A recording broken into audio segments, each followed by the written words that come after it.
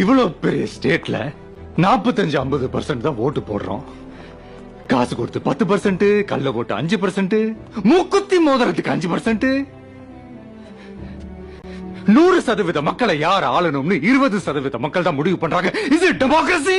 ஒரு குடிமகனோட குறைஞ்சபட்ச தேசப்பற்று ஓட்டு போடுறதுதான். இந்த சோம்பேறித்தனமா இருந்தவங்க, வீட்டுல சும்மா இருக்கிறவங்க மட்டும் இல்ல, முக்கியமான வேலையே இருந்தாலும் சரி நிறுத்திட்டு போய் ஓட்ட போடுங்க.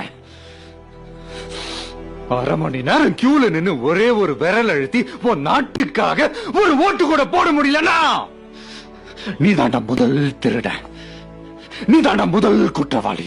விடல் திருட, நீ தாண்டா முதல் குற்றவாளி. விடல் திருட, நீ தாண்டா முதல் குற்றவாளி.